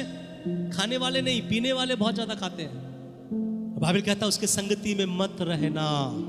इसलिए मेरे बातों को ध्यान से सुनिएगा। बाइबल कहता है इस जगह पे जो आपके मुंह में अंदर जाता है वो इंसानों को अशुद्ध नहीं करता। गुटखा, सिगरेट, खैनी को छोड़कर। नहीं तो कुछ विश्वासी आज यहाँ से निकलने के साथ साथ सीधा होटल दुकान जाएंगे और बोलेंगे भैया एक तंबाकू देना। आज पास्टर ने प्रचार किया कि जो अंदर जाता है इंसान को क्या नहीं करता, हाँ, उसको छोड़ के जो मुंह के अंदर जाता वो इंसान को अशुद्ध नहीं करता। अब मुझे लगता है शायद गुटखा आपको अशुद्ध करे या ना करे, कैंसर जरूर करेगा। इसलिए यहाँ प्रभु का वचन कहता है जो अंदर जाता है वो इंसान का अशुद्ध नहीं करता। अब सुनिए, अशुद्ध करता है तो कौन करता है? क्या लिखा है आगे? जो मुंह से निकलता है, प्रेज़ द लॉर्ड, जो आपके मुंह से बाहर आता है जीव के द्वारा, वो इंसान को क्या कर देता है? प्रभु आपको हाथ में लेने ही वाला था कि आपने ऐसा कुछ बोल दिया, प्रभु आपको छोड़ दिया। प्रभु आपके परिवार को ठीक करने ही वाला था, आपने ऐसा कुछ बोल दिया जो परमेश्वर आपको छोड़ दिया। टाइटैनिक बनाने वाला जो जहाज जिसने बनाया, उससे पूछा गया कि हे मालिक या फिर हे बॉस जी, आप बताइए इतने बड़े टाइटैनिक बनाए हैं, इसके बारे में आप क्या कहोगे? बड़ी घमंड में, बड़ा रुबाव में उसने बोला कि अगर परमेश्वर भी चाहे तो इस टाइटैनिक को गिरा। मालूम है परमेश्वर ने उस बात को ले लिया। कभी कभी हम जब परमेश्वर चैलेंज करते हैं ना, हर वक्त परमेश्वर चैलेंज नहीं लेता है, लेकिन कभी कभी परमेश्वर चैलेंज ले लेता है। और जिस दिन प्रभु आपका चैलेंज ले लिया, आप तो गए, टाइटैनिक भी गया। और उसने बोला था परमेश्वर भी चाहे तो इस टाइटैनिक को डुबा नहीं सकता। ये मत सोचिए कि टाइटैनिक को परमेश्वर ने डुबाया। टाइटैनिक को एक साधारण आइस क्यूब ने डुबा दिया। एक बर्फ का एक पहाड़ ने टाइटैनिक को क्या कर दिया? डुबा दिया। और वो व्यक्ति का घमंड क्या था? परमेश्वर भी चाहे तो मुझको, मेरे टाइटैनिक को डुबा नहीं सकता। मैं बोलना ये चाहता हूं, जो बातें इंसान के मुख से आता है वो इंसान को क्या कर देता है? अशुद्ध करता है। हालेलुया। जो बातें इंसान के मुंह से आता है इंसान को अशुद्ध करता है। कल तक प्रभु आपको अपने हाथ में लेने वाला था, लेकिन आपके मुंह में कुछ ऐसा शब्द आया अपने भाई के लिए, अपने भैया के लिए, अपने माँ के लिए, अपने पापा के लिए, अपने कलीसिया के लोगों के लिए, अपने पासवान के लिए। शायद परमेश्वर ने छोड़ दिया आपको। शायद प्रभु आपको, आपके परिवार को बढ़ाना चाह रहा था। प्लानिंग कर लिया मेरे प्रभु ने, किन किन आशीषों से, किन जॉब से, किन चीजों से प्रभु आपको आगे बढ़ाएगा। लेकिन ऐसे कुछ शब्द आपके निकल गए, शायद वो कलीसिया के लोग नहीं जानते अपने दोस्तों के सामने, इसलिए परमेश्वर ने आपको क्या कर दिया? छोड़ दिया। हालेलुया। आपको क्या लगता है, आप जहां जॉब करते, वहां जॉब करते समय आप कौन हैं? आप वही है जो आप चर्च में हैं। आपके दोस्तों के साथ जब घूमते हैं वहां आप कौन हैं? आप वही है जो आप कलीसिया में हैं। कभी कभी कुछ लोग, जिसको हम लोग बंगाली में बोलते हैं दुमुखी सांप, दुमुखा सांप समझते हैं? वो यहां भी जाता है और यहां भी जाता है। गिरगिट जैसा भी होता है कुछ विश्वासी, जहां पे एंजॉयमेंट वाला दोस्त है वहां जाता है तो फिर एंजॉयमेंट शुरू हो जाता है उसका। अरे तू तो विश्वासी है यार, चर्च में यार कोई बात नहीं, यहाँ एंजॉयमेंट शुरू। और जब चर्च में आता है पूरा वाइट, एकदम सफेद, बिल्कुल पूरा एकदम सुंदर करके हाथ उठाकर ऐसे गीत गाते हैं, ऐसा लगता है कि अभी स्वर्गदूत उसके पीछे आके खड़ा हो जाएगा। मैं बोलना ये चाहता हूं, हमारा जीव से जो बाहर आता है वो मुझे और आपको क्या करता है? अशुद्ध करता है। और जिसको अशुद्ध आपका जीव कर दिया है, अशुद्ध चीजों को मेरा परमेश्वर छूता नहीं है। अगर आप लोगों के मन में अगर वचन पढ़े हैं, आपको याद होगा प्रभु ने जब टाबरनकल बनाया था, मंदिर बनाया था, जब यरूशलेम का मंदिर बना था या फिर टाबरनकल जब बनाया गया था, तंबू, तब परमेश्वर ने मूसा से एक बात कहा कि उस वेदी या फिर उस तंबू के अंदर जितना भी सामग्री हो, चाहे वहाँ एक लोटा भी क्यों ना हो, दीप भी क्यों ना हो, हंडी भी क्यों ना हो, सब के सब चीजों को मेरे लिए क्या करना? पवित्र करना। तो हमारा जीवन अगर अशुद्ध है तो परमेश्वर हमारे अशुद्ध जीवन को अपने हाथों में लेगा नहीं। एक आखिरी वचन, मैं फिर समाप्ति पे जाना चाहता हूं। नीति वचन 18 अध्याय उसका 21 वचन। नीति वचन उसका 18 उसका 21 पढ़िएगा ध्यान से, क्या लिखा गया है। ये बहुत भयंकर बात है। लिखा गया है कि जीव के वश में मृत्यु और जीवन दोनों होते हैं। जो उसे काम में लाना जानता है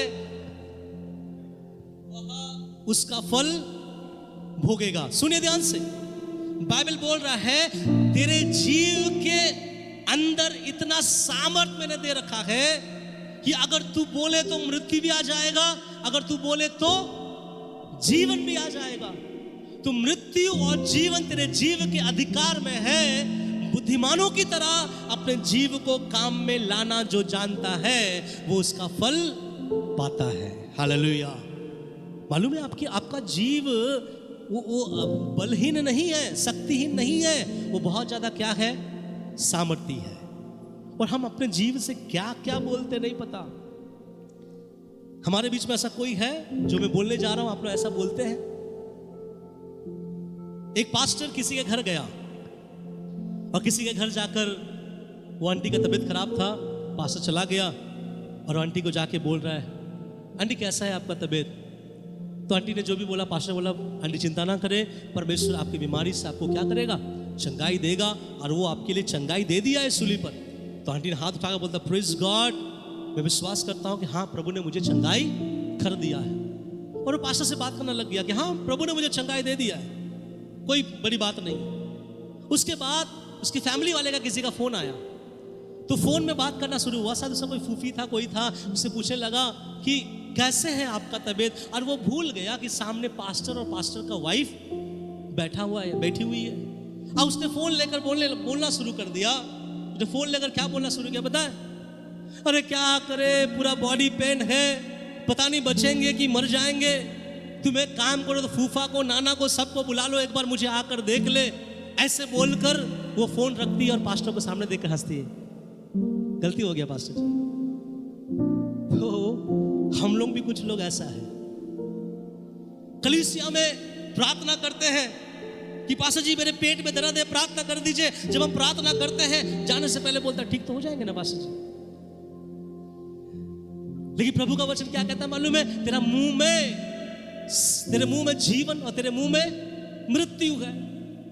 कभी कभी किसी के आंख में जब थोड़ा उम्र के चलते दिखाई देना बंद हो जाता है, सुनिए सुनिए ध्यान से, क्योंकि हम परमेश्वर के स्वरूप में, कभी कभी हमको लगता है मजाक में हम बात कर रहे हैं और हो जाएगा। मजाक में आप बात करते थे, आपका बात रिकॉर्ड नहीं होता था उद्धार से पहले। जिस दिन से आप उद्धार पा लिए, प्रभु कहता तू अब मेरे स्वरूप में जो तू बोलेगा वो मैं तेरे लिए करूंगा। प्रभु ने पतरस से क्या कहा मालूम है? हे पतरस, तू जो कुछ यहां बांधेगा मैं वो चीज वहां बांधूंगा, तू जो यहाँ खोलेगा मैं वहां खोलूंगा। पतरस पूछा होगा, अगर पतरस पूछा होता कि हे प्रभु क्यों, जो मैं खोलूंगा तू वहां खोलेगा, तो प्रभु कहता कि क्योंकि तू मेरे स्वरूप में है। होता क्या मालूम है? जब हमारे आंखों में उम्र के कारण रोशनी थोड़ा कम हो जाता है, दिखाई देना कम हो जाता है, तो हम लोग क्या बोलना शुरू करते हैं मालूम है? हम बोलते हैं ऐसा, पता नहीं आप तो एक आंख में तो दिखाई देना बंद हो गया, अब कुछ महीना के बाद में दूसरा आंख भी क्या हो जाएगा, दिखाई देना बंद हो जाएगा। और ऐसे ही करते करते धीरे धीरे शायद हम चले जाएंगे।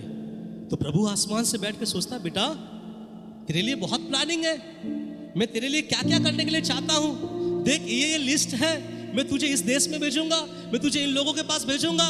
फिर से वो व्यक्ति दूसरों को बोलता, पता नहीं एक आंख खराब हो गया, दूसरे आंख में क्या होगा, पता नहीं ये हो जाएगा। तो इतने बार हम बोल देते हैं ना, तो प्रभु भी थोड़ा ये में आके बोलता, गिब्राइल स्वर्गदूत जो लिस्ट बनाया था उसको, लिस्ट को जलाओ, मृत्यु ढालो इसके ऊपर, उठा लो जल्दी से इसको। इसलिए प्रभु में कुछ लोग जल्दी से हो जाते हैं। क्यों? क्योंकि उसको जल्दी जाने का पड़ता है। मैं आपको बोलना चाहता हूं, जो हम बोलते हैं परमेश्वर हमारे बातों को क्या करता है, ध्यान दे। एक जिंदा गवाही जो मैंने सुना था 2-3 दिन पहले, मैं आपको बताना चाहता हूं। एक प्रभु का दास जिसके जीवन में बहुत पैसों का तकलीफ, 100 रुपया भी उसके जेब में नहीं था, और इतना तकलीफ, वो प्रभु में अच्छा जीवन गुजार रहा है, सब कुछ कर रहा है, सब कुछ हो रहा है, लेकिन वो कुछ नहीं पा रहा है। एक दिन वो ऐसे ही बैठा बड़े दुख के साथ कि हे प्रभु कब मेरे जीवन में फाइनेंशियल ब्रेक थ्रू आएगा। ऐसे करके जो वचन वो पलटी कर रहा था, एक वचन उससे मिला, उस वचन में ऐसा लिखा गया है कि परमेश्वर ने तुम्हें सारे आशीषों को दे दिया है। जब वो वचन पढ़ा तो उसको लगा, अरे परमेश्वर ने तो मुझे सारे आशीषों को दे दिया है, फिर हमारे जीवन में तकलीफ क्या है? पता है उसने क्या किया? उसने उपवास नहीं किया, उसने कुछ भी ऐसा कुछ नहीं किया। उसने अपने वाइफ को बोला मैं जा रहा हूं अपने रूम में प्रार्थना करने के लिए। वो अपने रूम में गया, रूम बंद किया और चलना शुरू किया। ये परमेश्वर ने मुंह खोल के बोलना शुरू किया, परमेश्वर ने मुझे उसमें सारे आशीषों को दे दिया, परमेश्वर ने उसमें मुझे सारे आशीषों को दे दिया, परमेश्वर ने मुझे उसमें सारे आशीषों को दे दिया। और अपने मुंह को बारंबार 2-3 घंटा यही बोलता चला गया। बहुत उधार उसको था, बहुत कर्जा उसको था। एक दिन बात किया, 2 दिन भी वो यही बात कर रहा, ये परमेश्वर में मुझे सब आशीषों को दे दिया। बोलता गया। एक दिन प्रभु का दर्शन हुआ, उसके पास प्रभु आया और प्रभु बोलता, बेटा सुन, एक बात तुझसे कहना है। उसने बोला, प्रभु क्या बात है? मैं तुझसे एक वायदा करता हूँ, तुझसे एक वाचा बांधता हूँ, आज के बाद कमी घटी क्या है तू नहीं जानेगा, कमी घटी क्या है तू नहीं जानेगा। और वो पास्टर कहता है, उस दिन के बाद कमी नाम का जो चीज है मैंने आज तक अपने जीवन में महसूस नहीं किया। 100 रुपया जिसके जेब में नहीं है, पता है उसके बाद उसने ना 5 करोड़ का चर्च बनाया। हालेलुया। क्यों? क्योंकि हम अपने जीव को इस्तेमाल ही नहीं करते। हम अपने जीव को किस लिए इस्तेमाल करते हैं? सिर्फ मृत्यु के बारे में। कुछ किसी का मुंह से मैं सुनता हूं, आप बचेंगे कि नहीं बचेंगे नहीं मालूम, अभी तो 50 हो गया, तो कहीं लिखा है कि 50 के बाद इंसान मर जाता है। कब्रिस्तान जाओ और टेप लेके वहां मापो कि कौन कौन व्यक्ति किस किस उम्र में मरा है। आपको छोटा कब्र भी मिलेगा जो 6 महीने का बच्चे का है, आपको 2 साल के बच्चे का कब्र मिलेगा, 15 साल के बच्चों का कब्र मिलेगा, 50 साल के भी लोगों का कब्र मिलेगा, और आपको 80 साल बूढ़ों का भी कब्र मिलेगा। इसका मतलब ये है इंसान इस दुनिया से कब जाएगा आपको नहीं पता। आपके खुदा को अगर पता है तो अपने मुंह से मृत्यु क्यों मांगते हो आप? हम बोलते रहते हैं, डॉक्टर ने कहा लीवर खराब हो गया, अब लगता है मेरा खाना होना बचेगा नहीं। अब पास्टर जी प्रार्थना कीजिए कि मेरा परमेश्वर मुझे चंगाई दे, और मुझे नहीं लगता कि मैं क्या हो जाऊंगा, चंगाई होऊंगा। आपका मुंह आपको चंगाई आने नहीं दे रहा है। हालेलुया। आपका मुंह आपको चंगाई आने नहीं दे रहा है। एक और गवाही बताकर मैं प्रार्थना करना चाहता हूं। मैं आप लोगों को बताया था, एक जगह में एक बहन जिसको एक्सीडेंट के द्वारा उसका न्यूट्रस निकाल लिया गया था, बच्चादानी निकाल लिया गया था। वो उद्धार में आई। उद्धार में आने के बाद में पास्टर ने प्रचार किया कि प्रभु के लिए कोई भी काम असंभव नहीं है। वो आज और कल और युगानों की एक सा परमेश्वर है। उसने लाजर को जिंदा किया तो वो कुछ भी कर सकता है। अरे स्त्री घर चली गई, अपने हस्बैंड को बोलने लगा, पता है आज ऐसा हमने प्रचार सुना है, मुझे लगता है परमेश्वर हमको फिर से हम दोनों को एक बच्चों से आशीषित करेगा। उसका हस्बैंड बोलता है ये असंभव है, क्योंकि तेरे अंदर से कुछ एक्सीडेंट होने के कारण से न्यूट्रस को निकाल लिया गया था, बच्चादानी निकाल लिया गया था, ये असंभव है। तो उसका वाइफ ने कहा संभव है, अगर प्रभु 4 दिन मरा हुआ लाजर को जिलाया है, मेरे अंदर में फिर से प्रभु वो चीज को उगा सकता है। हालेलुया। ये विश्वास की बात है। पता है आप लोगों का, किसी का, कुछ लोग सोचते होंगे कि एक उंगली नहीं है तो उंगली कभी नहीं आएगा। मैं भी बोलता हूं शायद नहीं आएगा, लेकिन अगर आपका विश्वास है तो प्रभु नया उंगली उगा सकता है। कुछ लोगों का पांव छोटा रहता है, परमेश्वर बड़ा करता है। कुछ लोगों के जीवन में बहुत प्रभु ने बड़े बड़े काम किए हैं। स्त्री ने उसके बाद क्या करना शुरू किया मालूम है? स्त्री ने चुप नहीं बैठा। यहीं पर हम मसीह लोग गड़बड़ करते हैं, हम चुप बैठ जाते हैं। हम अंदर अंदर प्रार्थना करते हैं और सोचते हैं अंदर अंदर प्रार्थना करने से हो जाएगा। नहीं, बोलना है। स्त्री ने बोलना शुरू किया, I am a pregnant, I am a pregnant, I am a pregnant. हालांकि वो झूठ था, लेकिन वो विश्वास से सच बोलना चाहा कि I am a pregnant. Hallelujah. आप में से कितनों को अमीर बनना है? अभी से बोलो कि मैं अमीर हूं। आप में से कितनों को प्रभु की सेवा करना है? अभी से बोलो कि मैं सेवा कर रहा हूं। हम नेगेटिव बोलते हैं, वचन नहीं मालूम हम कैसे सेवा करेंगे। स्त्री ने बोला I am a pregnant, I am a pregnant, I am a pregnant. एक दिन उसका बहुत तबीयत खराब हो गया। उसका हस्बैंड उसको हॉस्पिटल लेके गया। हॉस्पिटल में चेक किया और चेक करने के बाद डॉक्टर ने आकर कहा मुबारक हो, आपका वाइफ प्रेग्नेंट है। वो आदमी नीचे गिर गया, रोने लगा। इट इज़ इम्पॉसिबल, मेरा वाइफ का पेट का अंदर में जो न्यूट्रस है वो मेरे सिग्नेचर के द्वारा निकाला गया है, कैसे पॉसिबल हो सकता है? जब उसको वाइफ को होश आया तो बोला सब कुछ संभव है अगर हम परमेश्वर पे विश्वास करते हैं। आमीन। विश्वास अपने मुंह से वो बोलना शुरू किया। तो बाइबल में क्या लिखा मालूम है? तेरे मुंह के जीव में मृत्यु और जीवन है। तू क्या बोलता है? तू अपने पति के बारे में क्या बोलता? तू अगर अपने पति को नालायक बोलेगा, आज बॉन्ड पेपर में मैं सिग्नेचर करके देता हूं, चर्च का स्टाम्प लगा कर देता हूं, आपका पति जिंदगी में कभी आशीषित नहीं होगा। या आपके पति को जब भी देखो बोलो तू ब्लेस्ड होने जा रहा है। आपकी पत्नी को जब भी देखो तू अच्छी पत्नी है। अपने बच्चों को जब भी देखो, अपने बच्चों को अभी जो पढ़ाई लिखाई कर रहा है उसके बारे में मत देखो। मैं मेरे वाइफ से, मेरे बच्चों के बारे में अभी से मैं क्या बोलता मालूम है? कभी कभी हम लोग बैठ कर ऐसे गप्पे लगाते हैं। मैं बोलता हूँ सुसन्ना एक काम करना, तुम ना गायनो बन जाना, और मैं मेरे छोटी बेटी को बोलता हूँ कि तुम एक काम करना, चाइल्ड स्पेशलिस्ट बन जाना। वो बोलता मैं क्यों बनूंगा चाइल्ड स्पेशलिस्ट? तो मैं अभी से बोलता हूँ तू गायनो बनना और तू क्या करना, चाइल्ड स्पेशलिस्ट बनना। सुनिए, उनको डॉक्टर का डी भी नहीं पता, लेकिन मैं अभी से क्यों बोल रहा हूं? क्योंकि मैं ये स्वीकार कर रहा हूं, मैं क्लेम कर रहा हूं, प्रभु मेरे बच्चों को जो मैं चाहता हूं उसे बनाकर आप दीजिएगा। और जब आप बोलते रहेंगे, बोलते रहेंगे, बोलते रहेंगे, अपने जीव को नेगेटिव नहीं, अपने जीव को पॉजिटिवली, परमेश्वर एक दिन ऐसा आएगा उससे जो आप देखना चाहते हैं उसके जीवन में प्रभु करके देगा। लेकिन हम क्या करते मालूम है? हम लोग आज को देखकर कल डिसाइड कर लेते हैं कि पेट में दर्द है, मालूम नहीं हम बचेंगे कि नहीं बचेंगे। प्रभु बोलेगा तुझे ही जल्दी है तो फिर आजा, कम से कम 60-65 किलो दुनिया से कम तो हो जाएगा। प्रभु बोलता पता नहीं, हम लोग प्रभु से बोलते प्रभु एक आंख तो अंधा हो गया, पता नहीं दूसरा आंख रहेगा कि नहीं। प्रभु बोलेगा तेरा आंख का रोशनी गया क्या? जब हम बोलते रहते ना पता नहीं रहेगा कि नहीं, रहेगा कि नहीं, पता चलता 10-15 दिन के बाद ये भी आंख क्या हो जाता है। लेकिन अगर आप बोलेंगे ना कि मेरे परमेश्वर ने मेरे जीवन में क्या किया है, अनुग्रह किया है। मैंने एक ऐसा गवाही भी सुना है, एक पास्टर के ससुर जी को हॉस्पिटल लेके जाया गया और हॉस्पिटल में ले जाने के बाद पता चला कि उसे कैंसर है और कैंसर का 4th स्टेज है। उसके ससुर को घर लेके आया और घर लेके आकर उन लोगों ने एक ही बात कहा, मेरा प्रभु मेरे ससुर को चंगाई दिया है, मेरा प्रभु मेरे ससुर को चंगाई दिया है। कैंसर के 4th स्टेज में 15 दिन के बाद वो गया और डॉक्टर को चेकअप किया। डॉक्टर ने बोला ये साइंस के मतलब मेडिकल के ये इतिहास में इम्पॉसिबल है, एक भी कैंसर का जर्म्स इसके शरीर में नहीं है।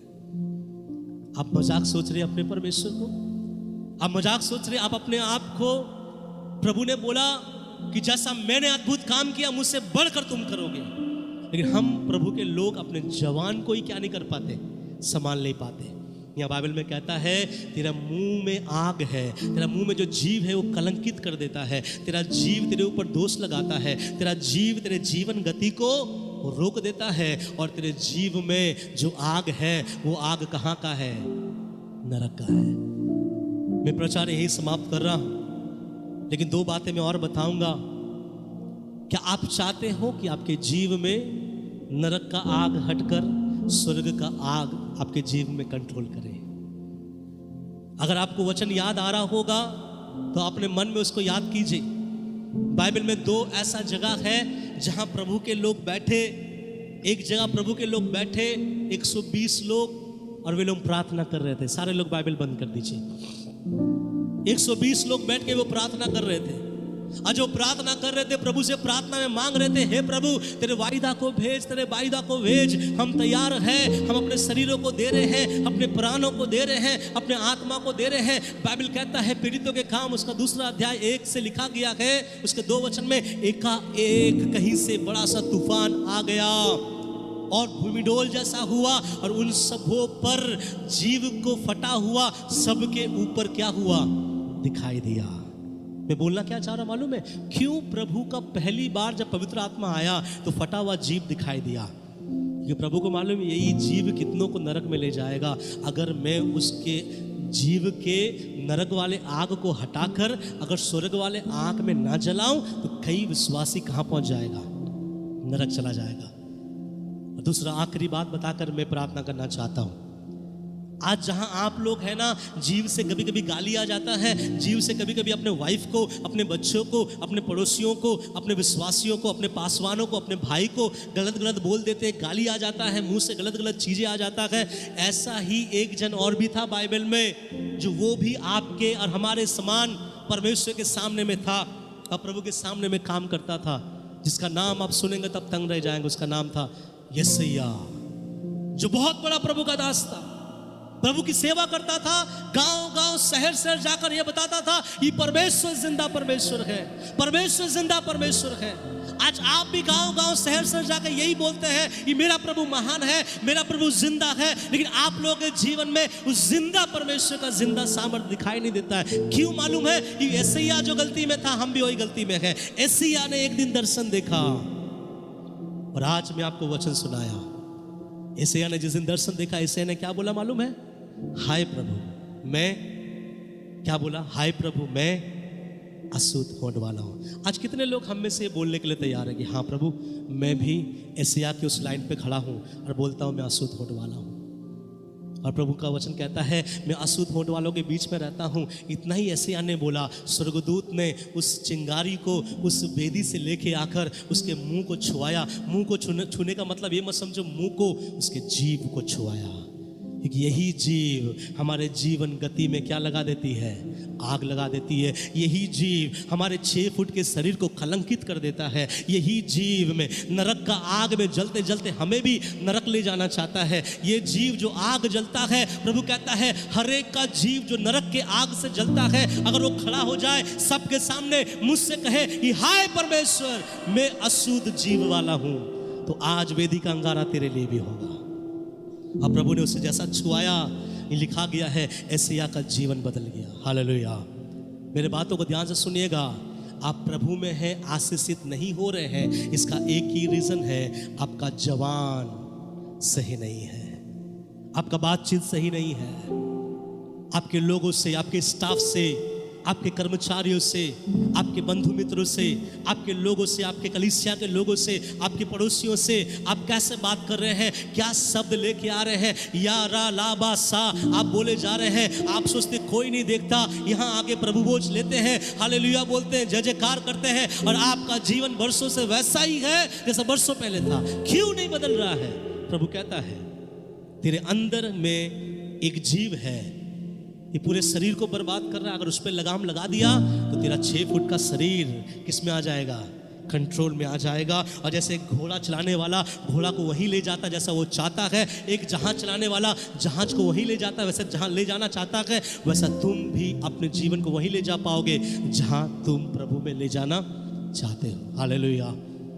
ये बात आप विश्वास करते हैं कि आपके जीव का आग नरक के आग से जलते रहते हैं? विश्वास करते हैं? तो चाहते हैं कि उस आग को बदलकर हम स्वर्ग की आग में लाए। मुंह से गाली आता है कभी आप लोगों का? कभी आप किसी को मर्डर नहीं किए लेकिन मुंह से कभी किसी को मर्डर कर दिए? कभी आप किसी को धोखा नहीं दिए लेकिन मुंह से ऐसी बातों को कह दिए कि वो व्यक्ति 2-3 दिन तक उस बातों को लेकर रोए, आंसू बहा बहाकर कि हे प्रभु उस व्यक्ति ने मुझे ऐसा क्यों बोला? और वो अगर रोता है, परमेश्वर आपके ऊपर आग का अंगारा डालेगा। जैसे प्रभु का वचन कहता है तेरा जीव को वश में कर ले। तो जितने लोग आज से अपना एक नया मसीह जिंदगी शुरू करना चाहता है, ये मत सोचो आप कितने सालों से विश्वासी है, ये सोचो I am new in Christ. मुझे एक नया वचन मिला, आज के बाद मेरा जीव वो नहीं रहेगा जो आज से पहले कुछ था। आज से मैं बात करूंगा जरूर, लेकिन मैं सही बात करूंगा। मैं बहुत अधिक बात करने वालों के साथ नहीं रहूंगा, मैं प्रभु में बात करूंगा। क्योंकि मैं अगर बहुत अधिक